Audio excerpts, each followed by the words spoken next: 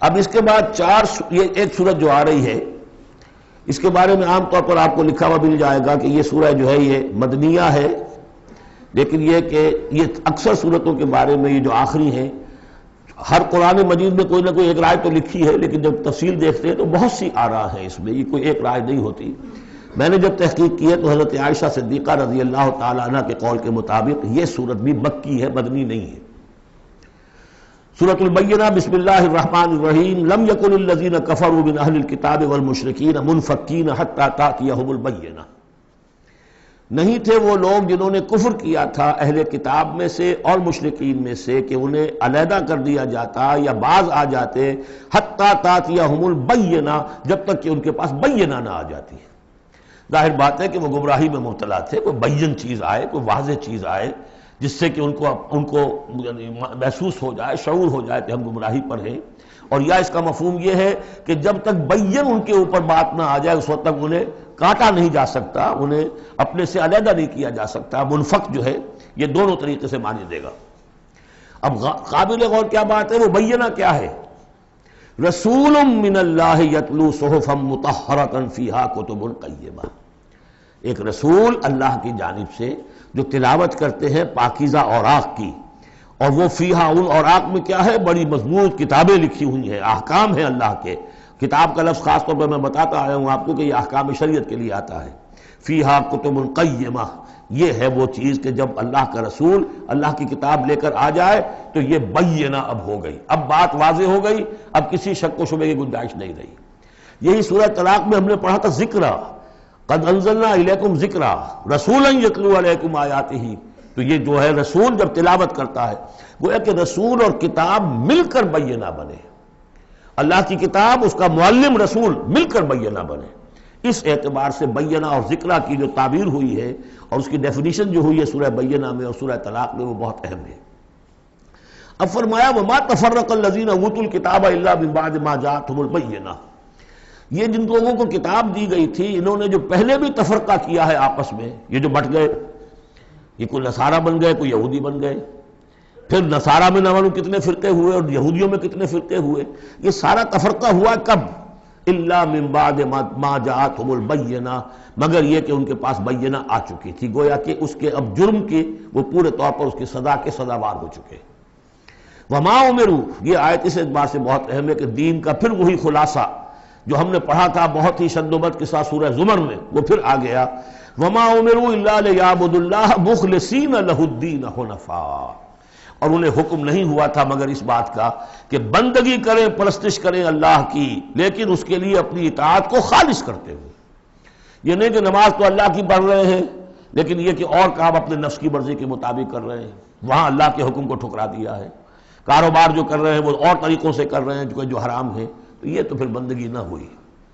یہ تو وہ بات ہو گئی افتؤمنون ببعض الکتاب وتکفرون ببعض، کیا تم ہماری کتاب اور شریعت کے ایک حصے کو مانتے ہو اور ایک کو رد کر دیتے ہو؟ فما جزاء من یفعل ذلک منکم الا خزی فی الحیاۃ الدنیا، تو جو کوئی بھی تم میں سے یہ رویہ اختیار کرے گا اس کی کوئی سزا اس کے سوا نہیں ہے کہ دنیا میں ذلیل و خوار کر دیے جائیں، ویوم القیامۃ یردون الی اشد العذاب، اور قیامت کے دن بدترین عذاب میں جھونک دیے جائیں۔ دنیا کی رسوائی تو آج ہمارے ماتھے پر لکھی ہوئی ہے۔ 1.5 ارب انسان، 1.25 ارب تو کم سے کم ہے، 120-130 کروڑ سے کم نہیں آج مسلمان، عزت نام کی کوئی شے نہیں۔ عالمی معاملات میں وی ہیو نو سے، کسنوی پرست کے بھیا کیس تھی، ہماری پالیسیاں کہیں اور بنتی ہیں، کہیں اور سے ہمارے بجٹ کے لیے انسٹرکشن کہیں اور سے آتی ہیں، اور تو اور بات ہے۔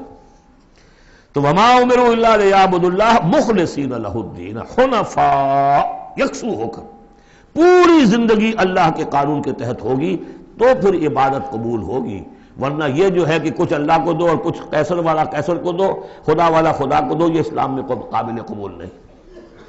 اب اس کے بعد فرمایا وَيُقِيمُ الصَّلَاةَ وَيُؤْتُوا الزَّكَاةَ، اس کے علاوہ وہ نماز قائم کریں، زکوٰۃ ادا کریں۔ بندگی اور شے ہو گئی، نماز اور زکوٰۃ علیحدہ شے ہو گئی۔ بندگی تو اطاعت ہے، زندگی آمد برائے بندگی، زندگی بے بندگی شرمندگی۔ اس بندگی کے حقوں کے تقاضوں کو پورا کرنے کے لیے نماز دی گئی آپ کو، تاکہ آپ یاد تو کرتے رہیں، اللہ کو یاد تو کرتے رہیں، تاکہ وہ جو عہد کیا ایاک نعبد و ایاک نستعین دن میں 5 مرتبہ تازہ ہو جائے۔ اس کو حفیظ نے کہا ہے کہ سرکشی نے کر دیے دھندلے نقیشے بندگی، سرکشی نے کر دیے دھندلے نقوش بندگی، آؤ سجدے میں گریں، لوح جبین تازہ کریں۔ یہ جو ہے اس کے اوپر دھندلے ہو گئے نقوش بندگی، نماز پڑھو تاکہ بندگی کا نقش پھر اور چمک اٹھے۔ ایاک نعبد و ایاک نستعین کتنی مرتبہ دہراؤ گے سورہ فاتحہ کو ہر نماز میں تو تم اپنے عہد کو تازہ کر رہے ہو۔ اور زکوٰۃ دو، وذالک الدین القیمہ، یہی ہے سیدھا دین، ہمیشہ کا دین۔ ان الذین کفروا من اہل الکتاب والمشرکین، بے شک وہ لوگ جنہوں نے کفر کی روش اختیار کی، خواہ وہ اہل کتاب میں سے تھے یہود اور نصارہ، والمشرکین خواہ وہ مشرکین میں سے تھے، فی نار جہنم خالدین فیہا، وہ ہوں گے جہنم کی آگ میں، اس میں ہمیشہ ہمیشہ رہیں گے۔ اولئک ہم شر البریہ، یہ یقیناً بدترین خلائق ہے۔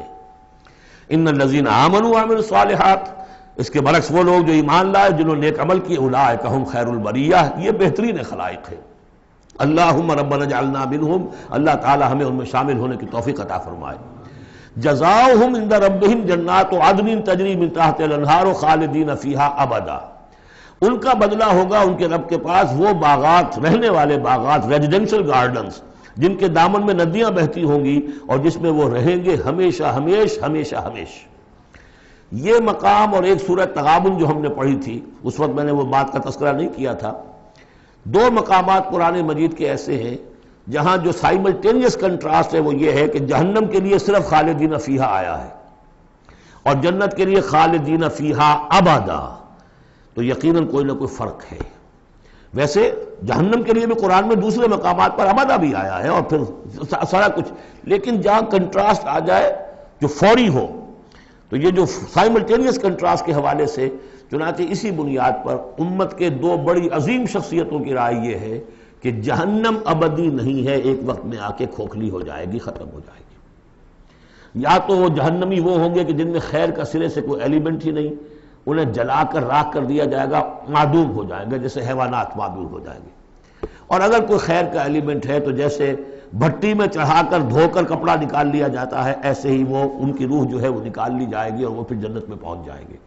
لیکن یہ عام اہل سنت کا عقیدہ نہیں ہے، یہ نوٹ کر لیجئے، کہیں آپ میرے خلاف کوئی فتوے نہ آپ کروا دیں، لیکن یہ ہے کہ دو افراد ہیں جو بہت عظیم ہیں۔ ایک تو یہ کہ جو یوں سمجھیے کہ شیخ اکبر کہلاتے ہیں، صوفیہ میں بہت چوٹی کی شخصیت، محی الدین ابن عربی۔ دوسرے وہ شخص کہ جو ہر اعتبار سے محی الدین ابن عربی سے بہت شدید اختلاف کرتے ہیں، بہت شدید اختلاف، امام ابن تیمیہ، اور جو یوں سمجھیے کہ سلفی جو المسلک جو لوگ بھی ہیں دنیا میں، ان کے نزدیک سب سے بڑے امام جو ہے، سب سے بڑے عالم وہ امام ابن تیمیہ ہے رحمۃ اللہ علیہ، ان کی رائے بھی یہی ہے۔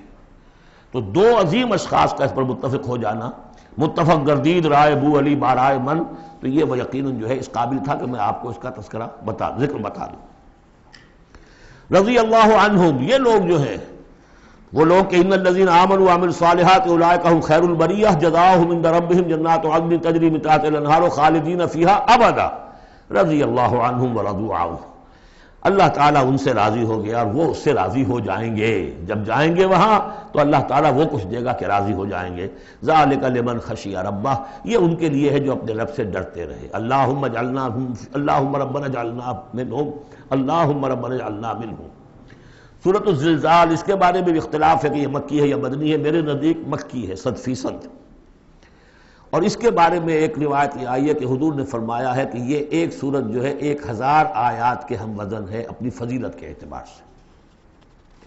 بسم اللہ الرحمن الرحیم، اذا زلزلت الارض زلزالہا، جب زمین ہلائی جائے گی جیسے کہ ہلائی جائے گی، یعنی تم اس وقت اندازہ نہیں کر سکتے کیسے ہلائی جائے گی۔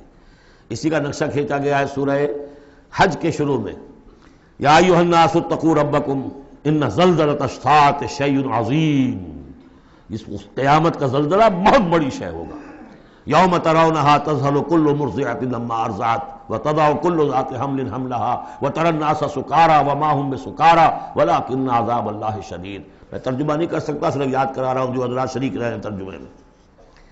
تو اذا زلزلت الارض زلزالها واخرجت الارض اثقالها، اور زمین اپنے سارے بوجھ نکال کر پھینک دے گی۔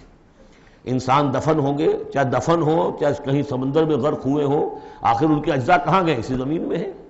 سمندر کی تہہ میں بھی تو زمین ہی ہے، کیا ہے؟ اسی زمین میں، یہیں سے نکلے تھے ان کے جسم۔ منہا خلقناکم وفیہا نعیدکم ومنہا نخرجکم تارۃ اخری، وہ اپنے بوجھ نکال کے فارغ ہو جائے گی۔ وقال الانسان ما لہا، انسان کہے گا اسے کیا ہوا، یہ کیا حالات ہو گئے، کیا صورت بنی ہے۔ یومئذ تحدث اخبارہا، اس دن یہ زمین اپنی خبریں سنائے گی بھی کہ یہ حضرت انسان میری پیٹھ پر سوار ہو کر کیا حرکتیں کرتا رہا ہے، اس کی خبر بھی دے گی۔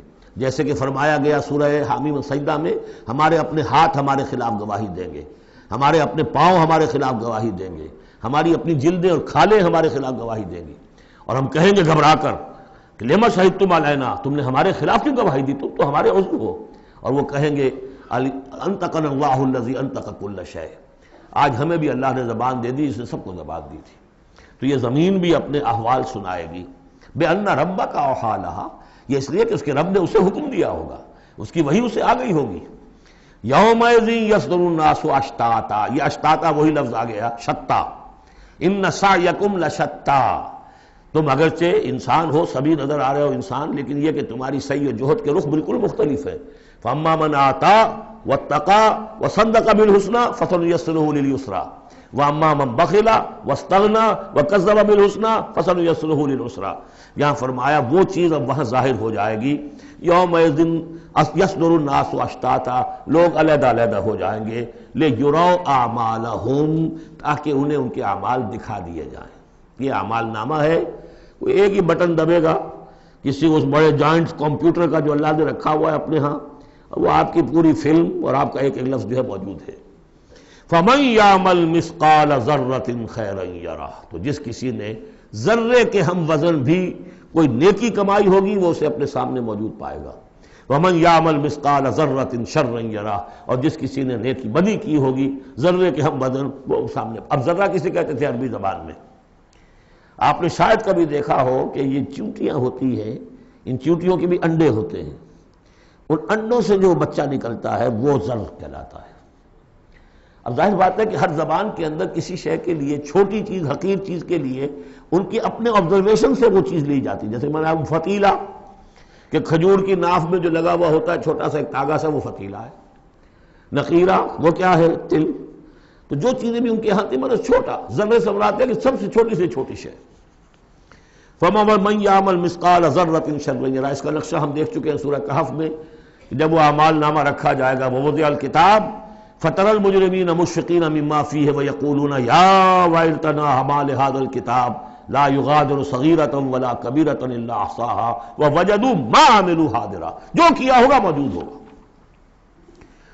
یہ چار صورتیں جو زلزال سے شروع ہوئی ہیں، یہ ایک مزاج کی ہیں، اس میں وہی آخرت کا انذار بہت ہی، یعنی بالکل جس کو کہا جائے کہ دو ٹوک انداز میں۔